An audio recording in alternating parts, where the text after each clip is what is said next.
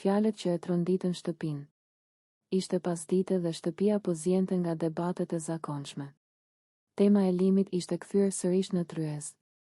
Labinoti po fliste me disa banor për marrëdhënien që kishte pasur me të jashtë, duke lënë të nënkuptojnë gjëra që Albës ju dukën të pista. Ajo po dëgjonte nga kuzhina, me duart e mbledhura grusht. Labinoti tha me ironi: "Unë e njoh limit më mirë se disa këtu brenda." Aty Alba nuk duroi më. U afrua drejt tij me hapa të prerë. "Ti, Labinot, duhet me i la dhëmbët para se me fol për limit," tha me zë që jehoj në sallon. "Mos e përmend emrin e tij me atë gojë." Shpërthimi. Të gjithë ngrinë. Labinoti qeshi me nënqeshje. "Po çu bëre ti avokate e tij?" Alba i u kthye ashpër. "Ti je pervers. Po hedh kunja sikur ke pas diçka me të. Unë e di shumë mirë, kam pas shoqëri, vetëm shoqëri me limin. Ti nuk ke pas asgjë." Mira u ngrit nga divani. Alba qetësohu pak. Por ajo ishte futur në stuj. "Mos luaj me moralin tim dhe me emrin e tij," vazhdoi. Po shpif për me u duk interesant para kamerave. Reagimi i Labinotit. Labinoti u skuq. "Mos më ofendo mua. Unë s'jam pervers, por realist." "Realist je kur flet të vërtetën, jo kur hedh helm," ja ktheu Alba. "Ti po tenton me na përli të dyve." Banorët filluan të ndaheshin në dy kampe. Disa i jepnin të drejt Albës, të tjerë mendonin se po e tepronte. Arbeni ndërhyri. "Mos e ktheni në luftë personale." Kufiri që u prek. Alba u afrua edhe më pranë Labinotit. "Ta dëm për herë të fundit, për limit flet me respekt. Për mua po ashtu. Për ndryshe ke punë me mua çdo ditë këtu brenda." Zëri i Begjuti i ndërhyri menjëherë. "Banor, kujdes gjuhën dhe distancën. Ofendimet personale nuk lejohen." Shtëpia u mbush me tension si para stuhis. Në dhomën e rrëfimit. Alba hyri e para, ende e nxehur. Nuk lejoj askënd me e përdor emrin e limit për fantazit e veta të sëmura. Ai po mundohet me më ul si grua. Këtë se pranoj. Lotët i dolën pa dashje. Unë e kam dashur atë njeri në mënyrë intime, të pastër. S'ka të drejt askush me e ndodh. Versioni i Labinotit. Edhe ai u thirr. Ndoshta Alba e mori personale, tha. Por unë s'kam shpif. Ajo po më sulmon për me mbrojt një imazh. Produksioni i kujtoi se insinuatat pa fakte janë shkelje e etikës. Debati i madh në sallon. Mbrëmjen e po asaj dite u përballën sërish. Alba, ti luan me reputacionin e njerëzve. Labinoti, ti luan me viktimizim. Alba, unë mbroj të vërtetën. Labinoti, jo, ti mbron frikën tënde. Duartrokitje nervoze, britma, ndërhyrje. Shtëpia dukej si gjyq publik. Pasojat. Kjo përplasje e madhe ndryshoi ekuilibrat. Alba fitoi mbështetje nga shumë banor për guximin, por edhe kritika për ashpërsinë e gjuhës. Labinoti mbeti nën lugë për insinuatat e tij. Në obor, më vonë, Alba i tha mirës. Ndoshta e teprova me fjalë, por nuk pendohem për mesazhin. Mësimi i hidhur. Shtëpia e kuptoi se emrat e njerëzve nuk janë top për t'u gjuajtur. Një fjali mund të prishë gjithçka që është ndërtu. Ajo që nuk pritej. Shtëpia e Big Brotherit ka një rregull të pashkruar, asgjë nuk mbyllet kurrë përfundimisht. Çdo debat, çdo fjalë e lënë për gjysmë, çdo shikim i shmangur, të gjitha kthehen një ditë si dallg që godasin sërish bregun. Mes Klodit dhe Elionës kishte mbetur pikërisht një dallg e tillë. Ata kishin kaluar javë të tëra larg njëri tjetrit, pas atij sherri të madh kur fjalët i kishin plagosur më shumë se sa donin ta pranonin. Të dy krenar, të dy të lënduar, të dy duke u shtirur sikur nuk u interesonte. Por interesimi nuk vdes kaq lehtë. Heshtja që fliste.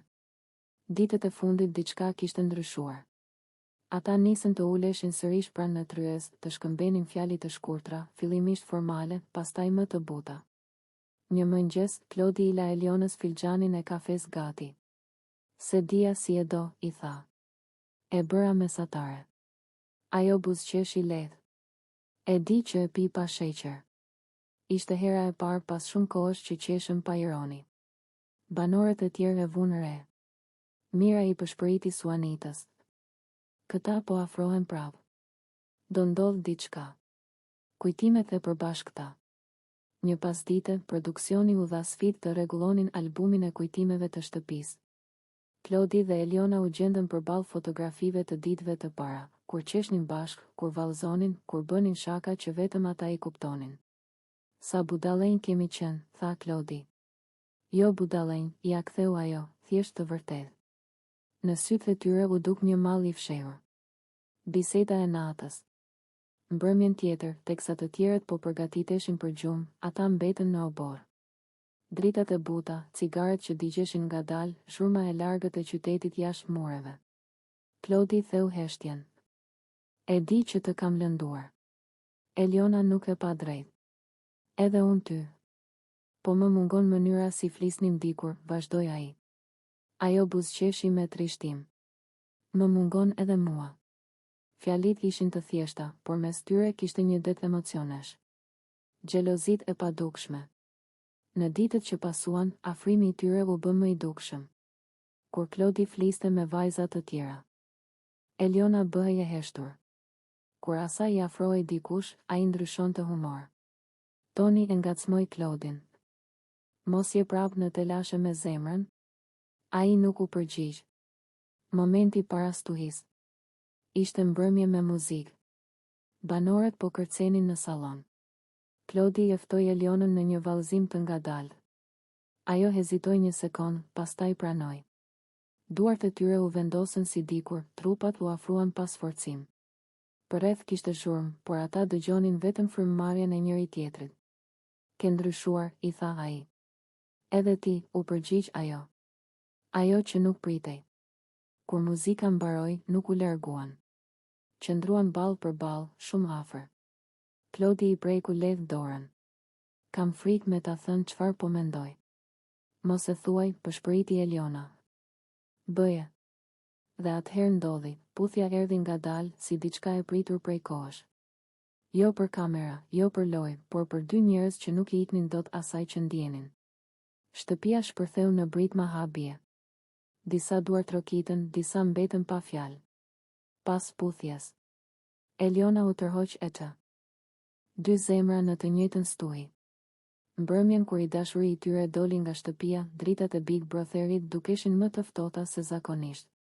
Alba dhe Dolce qëndronin të ulura në divan, të kapura dorë për dorë, sikur po mbanin njëra tjetrën që të mos rrëzoheshin.